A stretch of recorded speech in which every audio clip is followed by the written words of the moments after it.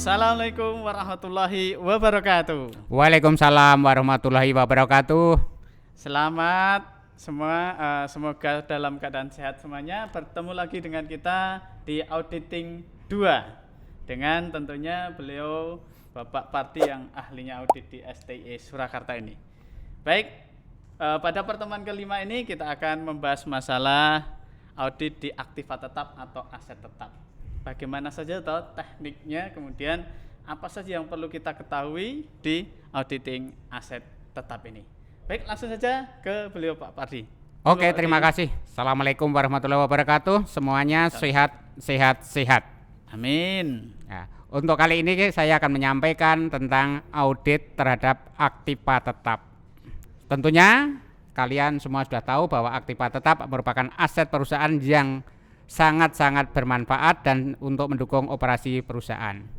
Dalam hal ini aktiva tetap perlu untuk dilakukan pengujian, benarkah aktiva tetap itu menjadi hak atau bukan, atau bahkan sudah habis di dalam aset perusahaan itu. Benar sekali ya Pak Pardi, karena aset tetap ini biasanya menjadi aktiva yang paling nilainya tinggi di suatu perusahaan itu, sehingga sangat riskan sekali terhadap kecurangan gitu ya Pak Pardi. Boleh dikata bahwa hampir 50% lebih atau bahkan 60% itu total aset berada di aktiva tetap. Untuk perusahaan tertentu, contohnya manufaktur itu justru sampai 70-80% aktiva tetap. Di aktiva tetapnya, Ya. berarti resiko terhadap kehilangan, kecurangan itu sangat besar sekali. Iya, ini sangat besar. Nah, di pertemuan kali ini kita akan membahas bagaimana toh aset tetap itu kita harus periksa dengan teliti, dengan jeli, tekniknya seperti apa. Oke. Nah, monggo Pak Pardi. Nah, sebenarnya kita bicara aktiva tetap, saya tidak akan bicara teori, ya. Tapi bagaimana menguji aktiva tetap? Kita masih ingat bahwa di audit 2 kita akan mendiskusikan secara teknis bagaimana program audit yang dilakukan auditor terhadap akun, khususnya di sini aktiva tetap. Nah, dimulai dari tentunya akan melihat saldo yang disajikan di dalam laporan keuangan itu seperti apa. Maka saldo itulah yang sebenarnya pernyataan manajemen atau asersi manajemen.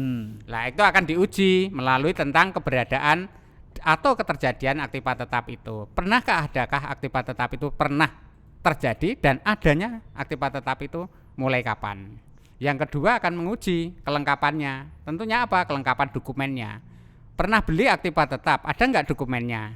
Oke, kelengkapannya, surat-suratnya gitu Pak ya.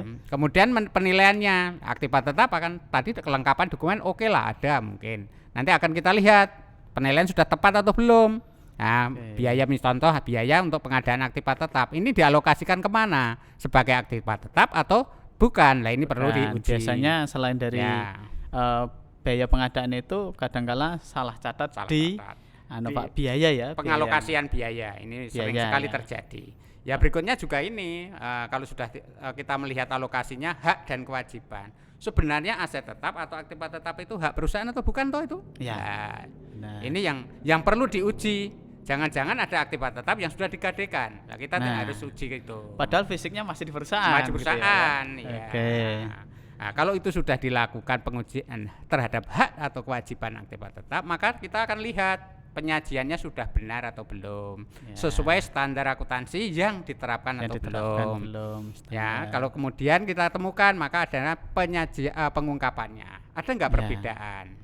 Berarti intinya di aset tetap kita, di audit aset tetap ini kita akan membahas tentang keberadaan keterjadian, berarti tentang fisik ya, tentang fisiknya, dokumennya, kemudian kelengkapan, tentang dokumennya, tentang penilaian dan alokasi, kemudian hak kewajiban dan penyajian.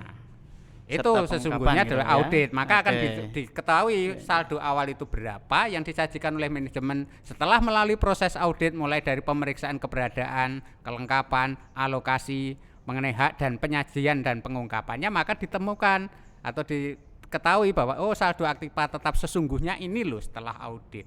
Oke, selanjutnya apa Pak Pardi ini?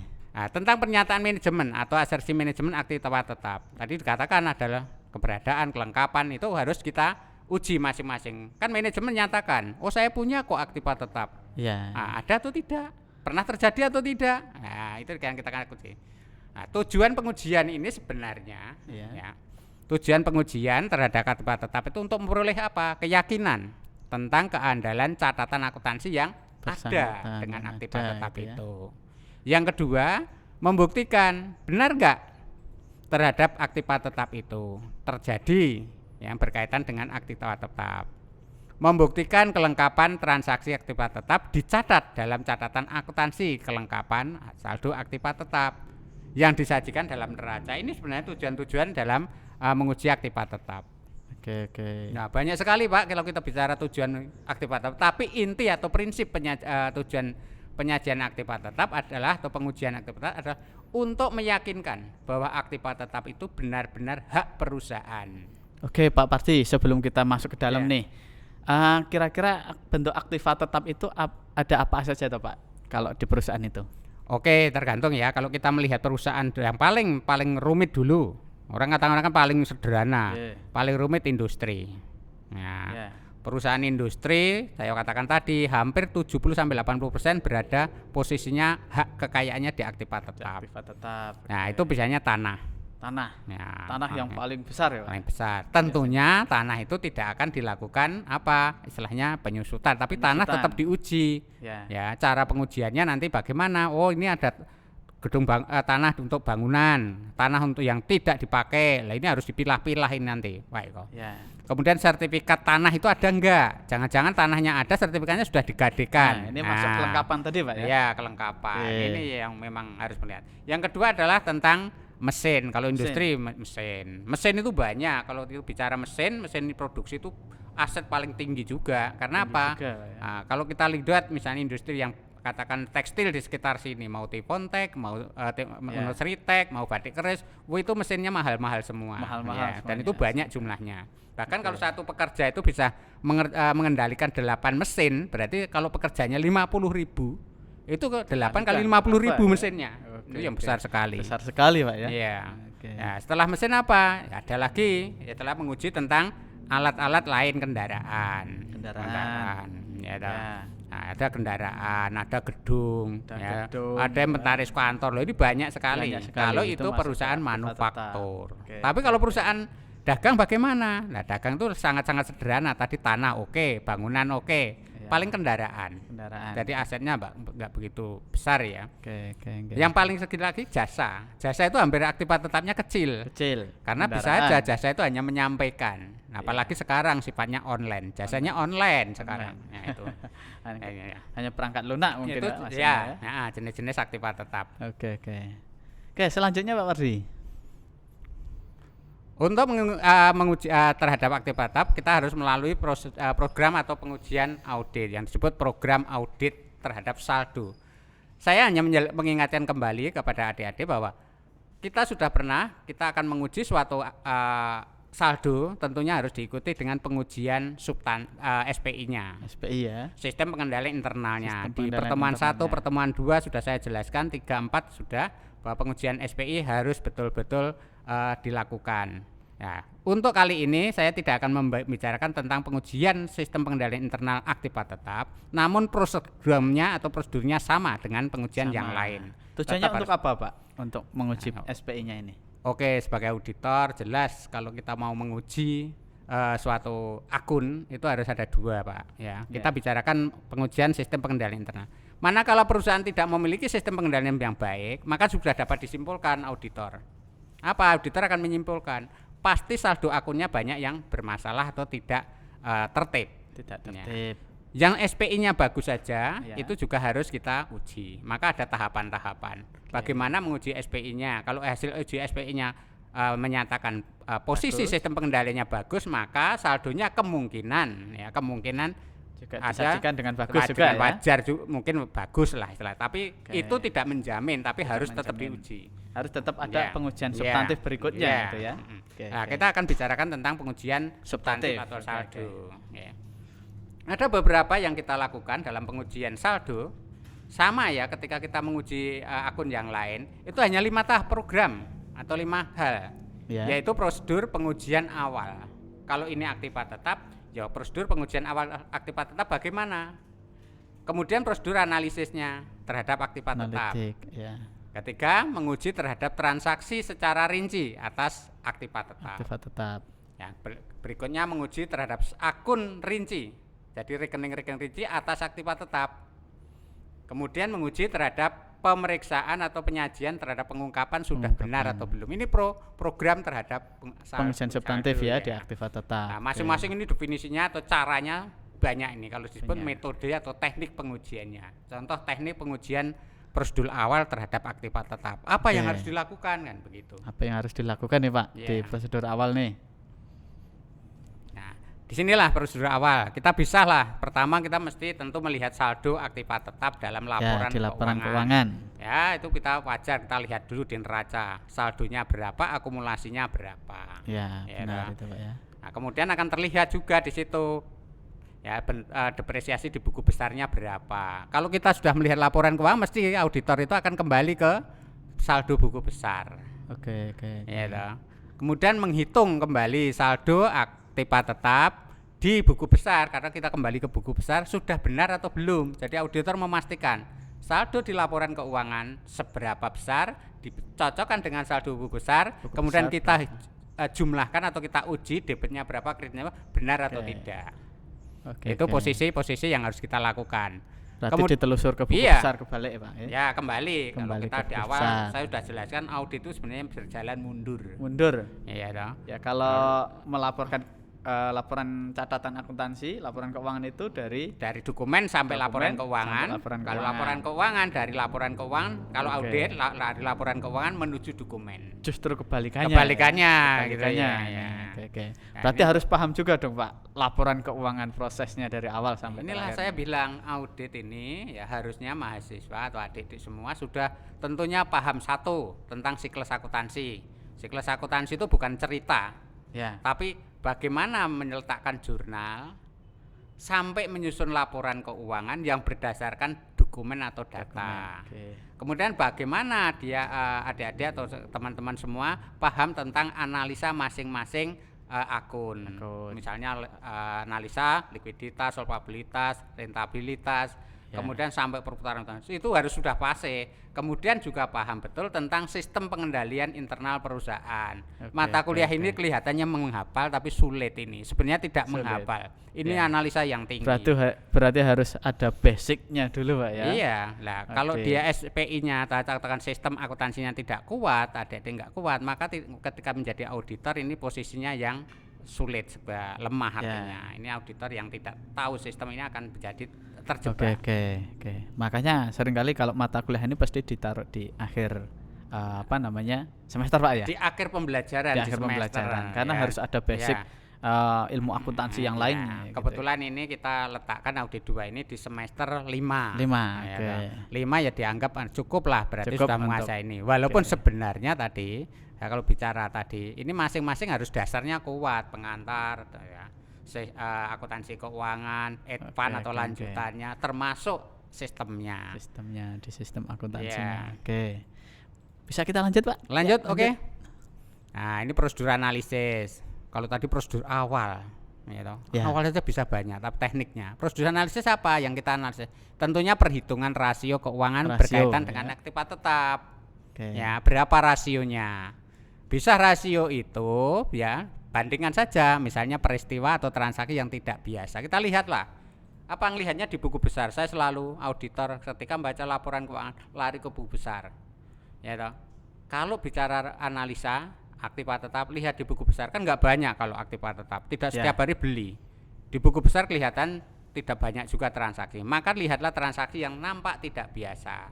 Saya selalu mengingatkan apa yang dimaksud nampak tidak biasa. Nah, kalau bicara nampak tidak ada dua. Tidak biasa untuk membeli pada pelanggan tertentu atau jumlahnya besarnya tidak biasa. Besarnya yang tidak biasa. Ini yang harus kita telusur.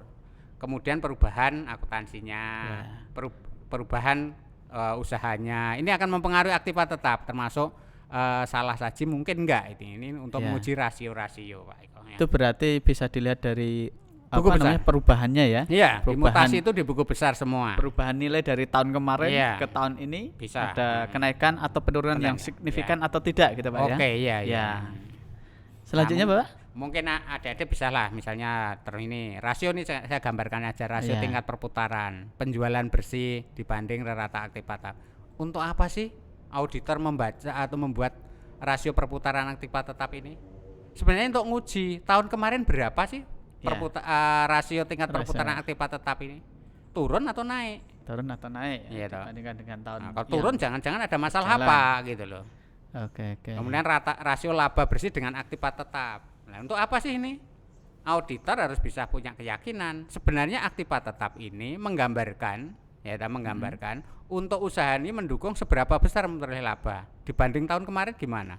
Kemarin misalnya rasionya ketemu berapa, sekarang berapa, lebih besar atau lebih kecil? Dengan aktiva yang sama bisa saja lebih kecil hasilnya. Iya. Tapi bisa juga lebih besar. Nah, kalau lebih kecil ini jadi masalah. Kenapa? Gitu loh. Ada penurunan Ada apa penurunan gitu kan? ataukah ada aktiva yang rusak dan seterusnya. Oh, Nah, gitu. gitu loh. Iya. Kemudian rasio aktiva dengan total aset. Nah, berapa persen ini? Nah, digambarkan tadi sudah katakan kalau manufaktur bisa besar sekali ini. Bisa sampai Ya. 70-80% gitu Nah, kan. ini akan untuk melihat sebenarnya aktiva tetap ini kan sebenarnya aktiva yang tadi dikatakan modal untuk mendorong kegiatan usaha. Oke. Ya, Iya. ini adalah gambaran rasio-rasio, auditor harus paham di situ. Nah, selanjutnya Pengujian rinci Pengujian terhadap aktiva. transaksi rinci di Nah, aktiva tetap. Tadi sudah Oke. saya mulai dari saldo, kemudian buku besar, kemudian kita buat analisa rasio, kita akan menguji secara rinci. Masuk kemana? Dokumen. Dokumen, Pak, ya. Iya. Ada nggak dokumennya? Tadi kan kelengkapan. Ya. Kalau kita bicara, oh ada aktiva sekian, lah dokumennya ada nggak? Ya. Biasanya Pak nih, kalau di pembelian aktiva tetap misalkan saja kita mau beli kendaraan. Ya. Dokumen yang harus ada apa Pak? Ya, kendaraan Kira-kira tentu ya. satu. Kalau Satu. kendaraan itu cash atau tunai itu pasti enggak dokumen itu ada BPKB. Ya. Ya toh, dokumen untuk fakturnya. Ya. Dokumen Kemudian- untuk surat jalannya penyerahan kendaraan Oke. ada enggak? Ah, Nah, kemudian ada termasuk STNK dan seterusnya. Itu Oke. banyak ya. Oke, berarti salah satu contohnya itu. Ya. Itu harus kita lihat Iya. lengkap atau tidak, Iya. gitu kan? Itu menandakan bahwa kendaraan itu milik perusahaan benar-benar atau bukan, Nah, gitu kan? biasanya begini, Pak. Ya, jadi kalau kita bicara oh ini kendaraan, ternyata kendaraannya ada, STNK ada. Ya. Tapi BPKB nggak ada. Di mana? Oh ternyata BPKB mungkin dijaminkan. Jaminkan, digadaikan Saja. ya. Nah, Kalau kalau dijaminkan bagaimana? Ada nggak ini kaitannya? Ini ada kaitannya mesti ini ya. Adanya kas masuk, adanya Ada kas hutang. masuk. Nah, Oke. ini kita akan Muncul masuk ke hutang, sana. ya. Jangan-jangan ini BPKB nggak ada putaran kas masuk, nggak ada kewajiban Nah, hutangnya ini- juga. Ini berarti ada problem. ada problem. Oke, Pak. Ini terhadap kemudian dokumen pendukung banyak faktur otorisasi Oh, penambahan ini tadi ya? ya. Oke. Nah ini dokumen-dokumen pendukung banyak Pak, jadi yang berikutnya adalah banyak pemeriksaan terhadap biaya-biaya. Ini Biaya-biaya khusus yang nah, muncul apa? di aktiva tetap itu ya. Ini khusus untuk gedung Pak, Oh, khusus untuk Ya. gedung, Pak. Oke. atau pembeli aktiva tetap. Pemeriksaan terhadap beban reparasi atau pemeliharaan. Bisa saja itu gedung atau kendaraan. Kalau ya toh, perusahaan itu mengeluarkan biaya, jangan-jangan biaya itu sebagai biaya atau sebagai dikapitalisasi sebagai aktiva. Kapitalisasi sebagai aktiva. Contoh biaya ngecat gedung. Ya. Nah, kalau itu karena tidak menambah usia gedung ya berarti itu biaya. Biaya, Pak ya. Biaya masuk biaya reparasi ya, Ya, bukan biaya, dikapitalisasi ke bukan. modal gitu ya. Tapi kalau itu misalnya bongkar temboknya, kasih cor beton dan seterusnya memperkuat gedung menjadi usianya panjang, berarti biaya kapitalisasi. Oke, berarti Itu menambah aktiva nilai tetap. modal Ini atau kan, aktiva gitu. tetap ya. itu Oke. sebenarnya. Termasuk kendaraan tadi. Kendaraan cuman diganti katakan untuk bannya berarti Bannya, ganti perawatnya. bannya. Tapi kalau diganti mesinnya itu sudah kendaraannya. Oke. Ya, itu Udah masuk beberapa. nilai aktivanya, Ya, Pak ya. mm. Berarti oke. Kemudian Beberapa hal ya Pak Eko tadi pengujian terhadap keberadaan aktiva tetap dan ini banyak sekali ya. Maka saya langsung aja kepada penyajian dan pengungkapannya ya. oke. Jadi ketika kita melihat posisi-posisi aktiva tetap tadi melalui pengujian, maka kita lihat sebenarnya perusahaan ini menyajikan atau manajemen itu menyajikan laporan keuangan khususnya aktiva tetap sudah sesuai SAK-nya belum. Dengan standar Ya. akuntansi ya. Nah, kita Atau uji. Kalau belum berarti mungkin ada semacam catatan atau katakan rekomendasi untuk disesuaikan. Nah, kalau selesai maka tugas auditor selama proses pemeriksaan terhadap aktiva tetap tentunya kalau menemukan Ya. hal yang berbeda maka disebut temuan. Temuan, Pak ya. Temuan itu bisa diajukan sebagai journal adjustment. Adjustment. Kalau toh disesuaikan. itu diterima, maka akan mempengaruhi terhadap pendapat auditor khususnya akun aktiva tetap ini. Oh, Oke. ini wajar. Tetapi kalau tidak bisa diterima, mungkin juga akan menjadi catatan auditor. Oke. Berikutnya juga pengungkapan temuan-temuan yang tadi sebenarnya aktiva tetap ini sekian persen sudah tergadikan. Nah, itu diungkapkan dalam catatan laporan Oke, keuangan. udah Ya. jadi catatan Walaupun di itu laporan haknya, audit tapi ya. ternyata itu masih dalam tanggung pihak lain. Itu Pihak harus lain. catatan. Itu Pak Eko Oke, yang oke, kami oke. lakukan. Oke, seperti itu Pak Ardi. Terima kasih pertemuan kelima ini kita telah membahas masalah pengujian di aktiva tetap. Nah, disarankan nih untuk teman-teman mahasiswa semuanya, silakan perbanyak referensi dari referensi lain, bisa mungkin lihat di buku, kemudian di jurnal-jurnal yang lain tentang audit aktiva tetap. Baik, seperti itu kita akan bertemu lagi di pertemuan ke-6 untuk membahas tema yang lain. Terima kasih, saya Eko Teranto dan beliau Pak Pardi. Kita sampai jumpa. Assalamualaikum warahmatullahi wabarakatuh. Waalaikumsalam warahmatullahi wabarakatuh.